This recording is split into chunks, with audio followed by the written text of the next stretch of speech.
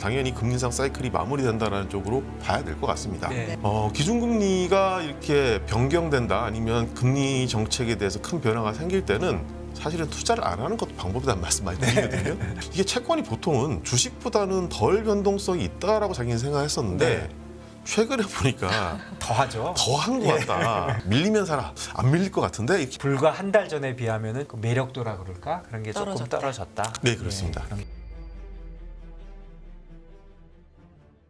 대신증권 FICC 리서치 공동답 부장님 어서 오세요. 안녕하세요. 안녕하십니까. 예. 네. 그러면 이제 결국은 이 인상 사이클이 이제 거의 뭐 마무리 국면에 들어갔다고 네네. 봐야 되겠네요. 예. 일단 뭐 저희도 이번에 그 최종금리 터미널 레이트를 시사를 하고 25% 인상했다는 부분들에 대해서는 당연히 금리 인상 사이클이 마무리된다는 쪽으로 봐야 될 것 같습니다. 네. 이번에 이제 SVB 사태 터지기 이전만 하더라도 그 파월 의장의 의회정만 하더라도 꽤 금리를 많이 올릴 것처럼 얘기했었고 네. 터미널 레이트도 이전보다 더 높게 올릴 거로 시사를 했었기 때문에 네. 기존의 터미널 레이트 5.1이었으니까 시장에서는 SVB 사태 이전만 하더라도 최소한도 뭐 5.4 이 정도 올리지 않겠느냐라고 봤었는데 네. 이번에 5.1로 그대로 유지를 했지 않습니까? 네. 사실은 유지를 했지만 시장의 사전적인 기대를 생각해 보게 된다고 하면 터미널 레이트를 사실상 인하 내지는 낮췄다라고 볼 수 있을 네. 것 같고요. 금리 인상도 저희가 말씀드렸던 것처럼 50pp가 아니라 25pp 정도 하게 됐다고 하면 시장의 분위기라든지 금융 불안과 관련된 이슈들에 대해서도 적잖게 챙길 수 있겠다라는 이미지를 남겨놨기 때문에 네. 저희는 뭐 금리 인상 사이클이 마무리되는 게 거의 이번 FOMC를 통해서 확인이 됐다라고 네. 평가를 하고 있습니다. 네. 기준금리 인상 사이클은 어느 정도 마무리 국면이다까지만 보면 좀 단순한 것 같지만 네네. 사실 연준의 머릿속이 이번에 복잡합니다. 진짜 예, 복잡해졌습니다. 예, 예. 뭐 물가 잡아야 되죠. 예. 은행권 리스크 지금 불거졌죠. 네. 말씀해 주신 침체 고려해야 되죠. 이런 부분 아울러서는 어떻게 지금 통화정책 방향을 가져갈 거라고 예상하세요? 적어도 연준 입장에서 보게 된다라고 하면 이번에 인상을 했지만 금융 불안을 상당히 높게 평가를 하고 있고 네. 추후에 전개될 수 있는 불확실성이라든지 그걸로 인해서 경제가 안 좋아질 수 있고 경기가 나빠질 수 있다는 부분들을 언급을 했기 때문에 네. 추후에는 금리 정책이 확실히 마무리 국면 이후의 상황들에 대해서는 여러 가지 가능성들을 동시에 시사를 했다라고 하고 시사를 한 것 같고요. 인하라는 멘트를 안 했긴 했지만 궁극적으로는 인상 사이클이 끝나게 된다라고 하면 끊임없이 시장은 인하를 기대를 할 겁니다. 네. 그리고 중간중간에 연준은 그런 인하가 좀 지금 시점에서 과하다 정도로 언급을 해가면서 시장을 좀 다독거리긴 하겠지만 궁극적으로는 인상 사이클이 마무리됐다라는 방점을 찍음으로 인해서 인하에 대한 기대들은 좀 더 커지고 반복될 수 있는 여지는 커졌다라고 생각을 하고 있습니다. 네. 그 사실은 요즘 네. 뭐 미국 국채가 뭐 오르락 내리락이 아주 심하잖아요. 오늘도 많이 올랐습니다. 네, 오히려 오르고 금리가. 내리고. 그럼 미국 국채를 한번 보면은 예. 뭐 어떻게 해야 될까요? 채권 투자를 한다고 하면. 사실 제가 이제 요즘 많이 쓰는 멘트 중에 하나인데요. 기준금리가 이렇게 변경된다 아니면 금리 정책에 대해서 큰 변화가 생길 때는 사실은 투자를 안 하는 것도 방법이라는 말씀 많이 드리거든요. 그리고 이제 그 얘기를 말씀드렸던 계제 중에 하나가 네. 얼마 전에 투자자분이 전화를 하셨어요. 네. 네. 하셨는데 이게 채권이 보통은 주식보다는 덜 변동성이 있다라고 자기는 생각했었는데 네. 최근에 보니까 더하죠. 더한 것 같다라고 얘기해서 예. 그러면 사실은 채권에 투자하는 목적은 가격 변동성 리스크가 주식보다 덜해야 되기 네. 때문에 일종의 그게 메리트지 않습니까? 예. 그런 메리트가 없는 상태에서 투자를 한다라고 하면 하지 마시라고 예. 이렇게 말씀을 드리긴 하거든요. 근데 그래도 투자를 해야 된다고 한다 그러면 일단은 금리 인상 사이클이 마무리됐다는 부분들에서는 시장은 상당히 환호를 하고 있습니다. 네. 채권 시장은. 네. 그리고 궁극적으로는 이런 사이클이 이제 종료됐다는 뜻은 추후에 금리를 인하할 수 있는 기대가 커지기 때문에 네. 지금 시점에서 보면 올해 연말 금리는 어쨌거나 지금보다는 낮을 수 있다라고 생각을 할 수 있긴 한데 네. 워낙 이제 금융 관련된 이슈들 그리고 은행 관련된 이슈들이 하루하루 네. 일희일비하다 보니까 그 과정에서 변동성이 생긴다는 부분들에 대해서 당연히 인지를 해야 될 것 같고요. 네. 그래서 이제 가장 애널리스트가 조만간 가장 좋은 멘트 중에 하나는 밀리면 사라 말씀을 좀 드리긴 하는데 네. 혹자 또 그러시더라고요. 안 밀릴 것 같은데 이렇게 하시는데 그래도 워낙 이제 하루에 금리 변동폭이 어제도 이제 미국 10년물 금리가 10bp 이상 상승을 했습니다. 네. 그리고 그 전에도 뭐 하루에는 변동성만 보더라도 일간으로 봤을 때 많을 땐 20bp까지 많이 네. 움직이니까 그런 상태에서 딱 기준을 잡고 매매하기는 쉽지 않아 보이기 때문에 네. 밀리고 시장이 조금 더 금리가 올랐을 때 사는 게 지금 시점에서 보면 좀 타당한 전략이 아닌가라고 말씀드리고 예, 있습니다. 기본적으로 이제 미국 채권 얘기하신 거고 네, 그렇습니다. 순서가 아마 좀 예. 저희가 좀 헷갈리지만 예. 한국 채권은 그럼 어떤가요? 한국 채권도 비교적 네. 금리 방향성에 대해서는 미국이 상당히 연동을 하고 있는 것 같습니다. 예. 기준금리만 놓고 보게 된다고 하면 우리나라는 기준금리 인상 사이클이 거의 끝났다라고 진단을 사전부터 했었던 상황이었는데 예. 미국이 금리 인상 사이클을 좀 더 밀어붙인다라고 하면 환율 이슈들로 인해서 약간은 추가적인 인상의 여지가 있다고 봤었는데 네. 이번 FOMC를 통해서 그런 가능성도 사실상 낮았다고 보고 있고요. 그런 차원에서 보게 된다고 하면 한국 채권도 역시나 추세적으로는 지금 사서 올해 연말 정도에는 금리가 낮게 형성됐을 때 팔 수 있는 기회가 된다고 보긴 합니다만 역시나 우리나라 금리도 변동성이 만만치 않았었습니다. 네. 그런 측면에서 보게 된다라고 하면 장기 쪽 채권들 같은 경우는 워낙 이제 금리 변동성이 하루에 뭐 10bp만 된다라고 하더라도 스윙되는 폭이 엄청나게 크기 때문에 그렇죠. 예. 그런 것들을 감안해서 보게 된다라고 하면 일단은 변동성이 너무 큰 국면에서는 시장이 밀리면 사자. 그리고 아니면 시장이 조금 혼란되거나 아니면 채권 시장 측면에서 혼란이 되거나 금리가 밀렸을 때 대응을 하는 게 좀 낫지 않겠느냐라는 네. 말씀 다시 한번 더 드리고 있습니다. 아니 요즘에 채권에 대한 관심이 워낙들 예, 많습니다. 높으셔서 예. 사실 근데 부장님의 지금 말씀으로는 사실은 좀 지금은 권하지 않는 시점인 것 같다. 사실 이제 이제 들립니다. 그거죠 뭐. 네.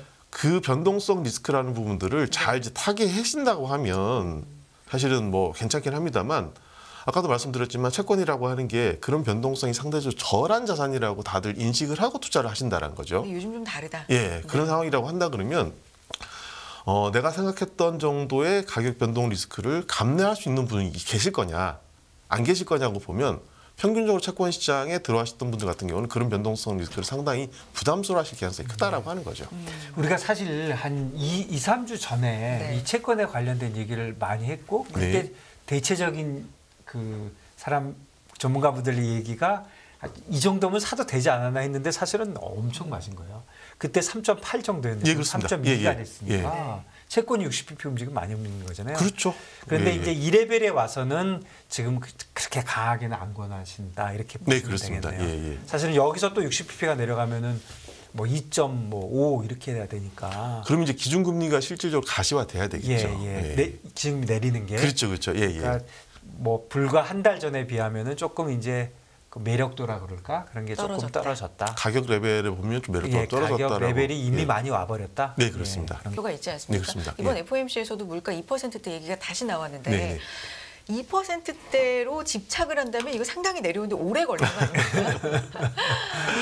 사실 이제 그걸 숫자상으로 보면 너무 멀어 보여서. 예, 네. 사실 그걸 좀 소환하려고 하면 또 이제 네. 평균 물가제 같은 또 이상한 시스템까지 말씀 좀 드려야 되긴 할 텐데 네. 그래도 이제 방향성이나 추세 자체가 2%대 진입에 대해서 안정적으로 예측할 수 있는 범주에 있다라고 한다 그러면 사실은 너무 그냥 수치를 지금 2%라고 고집하지는 않겠죠. 근데 지금 이제 연준 입장에서 보게 된다라고 하면 6%대 물가니까 2%가 멀어 보이니까 2%를 더 강조하는 것 같고요. 혹시라도 이제 그 수치가 뭐 3%대라든지 4% 정도 수준으로 낮아지게 되고 그리고 그 경로들이 궁극적으로 2%대 안으로 갈 수 있다고 하게 된다라고 하면 이전보다는 멘트 자체가 상당히 좀 경직적이진 않을 거로 저는 보고 있고요. 근데 연준도 사실은 당장 물가 2%가 꼭 달성돼야 되는 게 아니라 2%가 예측만 되면 되는 거 아닌가요? 사실 그렇죠. 예. 예. 그런 경로와 거기에 대한 컨빅션이 있다라고 네. 한다 그러면은 통화정책 측면에서는 사실상 좀 더 유연하게 생각할 수 있는 여지가 생기겠죠. 예. 근데 이 모든 정책의 이제 변수에 최근에 은행권 리스크가 굉장히 많이 상당히 떠오르고 중요해졌습니다. 있는데 이 부분에 대해서는 일련의 지금 상황들 예. 뭐 뱅크데믹이라고 할 만큼 좀 퍼져가는 분위기입니다. 뭐 네네. 간밤에 좀 안정되는 분위기 네. 있었습니다만 어떻게 보고 계시는지도 궁금해요, 부장님은.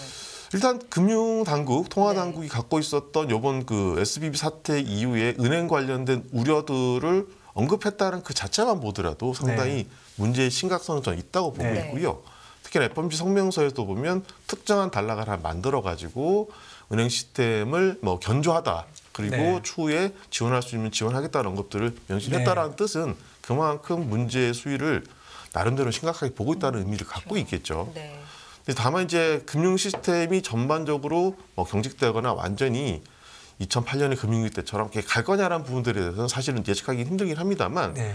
이전보다는 정책 당국에 대해 상당히 신속해졌다라는 부분들, 아마 예금자 보험의 한도를 상당히 늘렸다는 부분들은 추후에 엄청나게 비난을 받을 겁니다. 네. 비난을 받긴 하겠지만 적어도 금융정책이라든지 경제정책이라고 하는 부분들은 시차가 가장 중요하다라는 인식들을 통화당국이 한 것 같고 그런 과정에서 진행됐다라고 하게 된다라고 하면 저희가 판단하기에는 시스템 리스크나 금융 불안으로 더 확전되지는 않을 거라고 생각을 하고 있습니다. 예, 요즘 중앙은행들은 무슨 시장에 있는 사람들보다 더 빠른 것 같아요.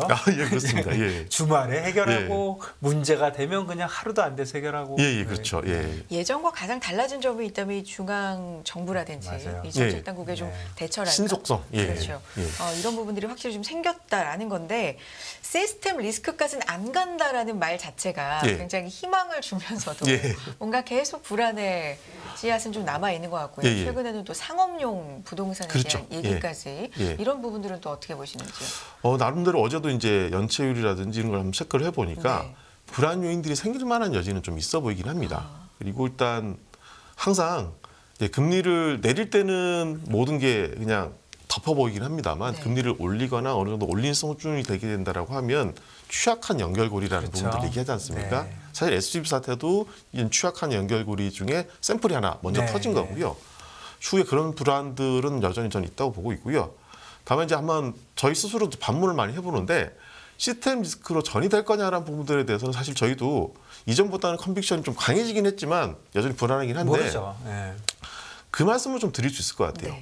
SBB라든지 이번에 이제 문제가 터졌던 CS라든지 네. 도이치 같은 이런 사태가 만약에 올해 상반기 아니면 올해 연말 정도까지 완전히 없을 거냐라고 보면 그에 대한 답은 어느 정도 좀 나올 수 있을 것 같아요. 답이 뭔가요? 최소한도 이런 유사한 사례들이 생길 수 있는 여지들은 좀 있죠. 있다고 보는 거죠. 예. 그래서 저는 그래서 아마 그런 불안들이 남아있기 때문에 이번에 명시적으로도 은행 시스템과 관련된 우려들을 통화정책 문구에서도 명시를 하신 것 같고요. 그 과정에서 통화당국이 터미널 레이트도 사실상 하향 조정했다라고 하는 부분들도 보면 그런 부분들을 다들 인지를 하고 있으니 그런 부분들에 대해서 혹시라도 문제가 생기면 대응할 수 있다는 가능성이나 여지를 남겼다라고 하는 게 이번 FOMC를 보는 또 다른 시각이라고 저는 해석을 하고 싶습니다. 네. 우리 부장님이 워낙 또 우리 국내 사정에 대해서 잘 아시니까 그러면 이런 사태가 그렇지 않아도 사실 이런 사태가 우리는 먼저 왔었잖아요. 예, 그렇죠. 예. 우리는 뭐 네. 부동산도 먼저 우리가 선제적인 예, 예. 거 맞아요. 예. 먼저 왔었는데 그러면 우리 지금 현재 상황은 어떤가요?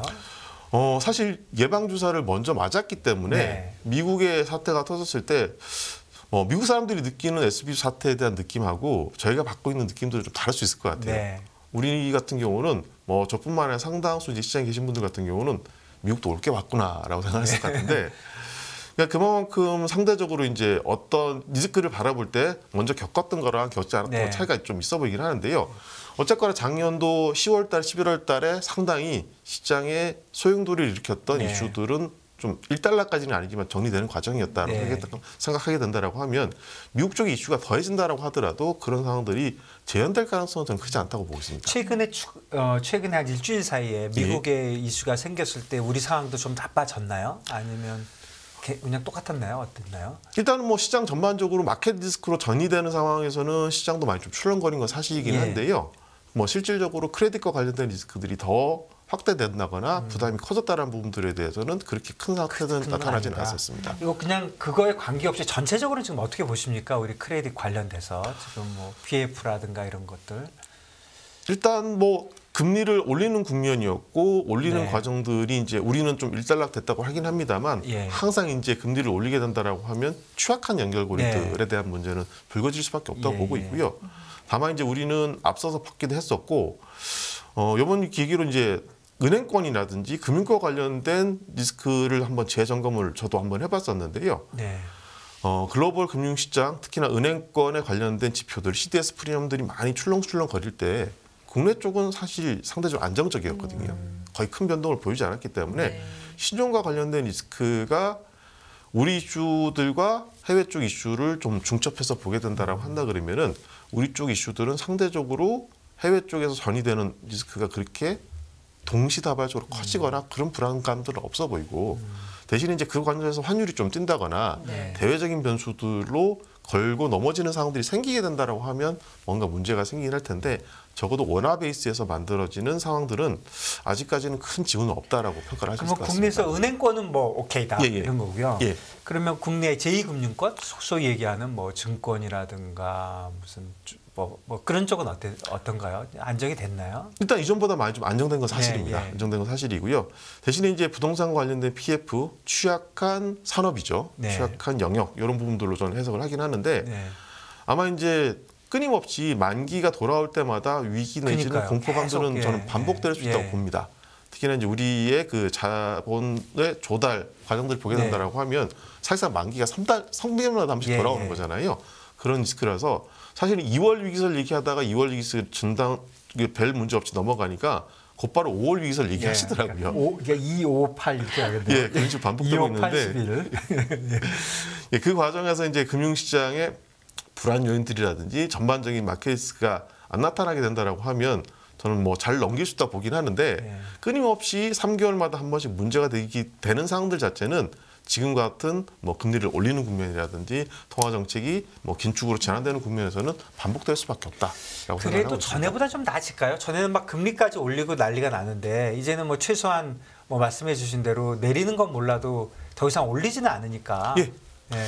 제가 사실상 그 관련된 리스크가 상대적으로 덜할 거로 보는 이유 중에 예. 하나를 보면 통화 당국이 그만큼 물가에 대해서 집착했던 국면들이 이제 서서히 지나가고 있다는 예. 부분들 그리고 경우에 따라서는 완화적인 국면들로 전환될 수 있다는 시사가 있었다는 것만 하더라도 시장의 안정을 찾을 수 있다고 보고 있고 그런 과정들이 크레딧이라든지 전반적인 신용과 관련된 우려들도 좀 제어할 수 있다라고 저는 보고 있는 겁니다. 그러니까 사실은 뭐 3개월짜리 금리야 아니더라도 3년짜리, 10년짜리 금리 사실 우리도 많이 내렸잖아요. 많이 내렸습니다. 많이 내렸으면 이런 거 롤오버 하고 할 때도 아무래도 좀 낫지 않겠습니까? 사실은 뭐 항상 위기가 생길 때 네. 뭐 답 중에 하나는 금리 낮추는 것만큼 확실한 답이 없거든요. 네. 근데 벌써 금리가 낮아져 있는 상황들이다라고 하는 것이고 금리 레벨도 꽤 눈에 띄게 드러나게 많이 좀 낮아져 있고 뭐 경우에 따라서는 기준금리 인하에 대한 기대감들도 슬슬 이제 하반기부터 본격화돼서 부각되게 된다라고 한다 그러면 일단은 이번 위기도 어쨌거나 넘길 수 있는 여지들은 이전보다 높아졌다라고 그러니까 생각하고 있습니다. 미국보다는 한국이 그래도 더 낫다. 예, 저는 그렇게 보고 있습니다. 네. 예. 네. 그렇군요. 오늘 FOMC 정리도 해주시고 또 그간에 최근에 불거진 그런 은행권 이슈까지 정리를 해주셨는데 부장님 못다한 말씀 한 말씀만 더 들어볼게요. 마무리로. 일단 채권 투자 관심 많으시더라고요. 네네. 많으시는데 제가 이제 도망가려고 말씀드리는 게 아니라 이렇게 변동성이 크실 때는 조금 지켜보시는 것도 방법인 것 같고 네. 그리고 사격 변화가 좀 상대적으로 덜한 단기물 같은 경우 좀 갖고 계시다가 만기 상환 받으시고 또 네. 대조하는 방법인 것 같아서 항상 투자도 항상 포지션을 갖고 적극적으로 하는 게 모든 건 투자는 아니다라는 네. 말씀 다시 드리고 싶어서 그 말씀을 이 시간을 통해서 전해드리도록 하겠습니다. 네, 알겠습니다. 감사합니다. 네, 대신증권 FICC 리서치 공동락 부장님 함께했어요. 고맙습니다. 네, 감사합니다. 네, 굿모닝 인포맥스 준비한 내용은 여기까지입니다. 뭐 하루하루 리스크가 안정이 됐다, 다시 불거졌다 말씀을 드리고 있는데, 네, 일이 일비하기보다는 좀 큰 그림으로 전해드리도록 노력하도록 하겠습니다. 매일 이른 아침 찾아주셔서 감사드리고요. 내일도 인사드릴게요. 함께해 주신 여러분 고맙습니다. 감사합니다.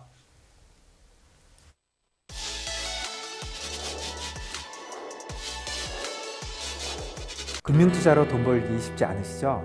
그런데 불가능한 것도 아니죠. 글로벌 IB 트레이더의 눈으로 본 더 넓은 금융의 세계, 그들의 투자의 기술 정말 궁금하지 않으십니까? 여러분들을 응원합니다.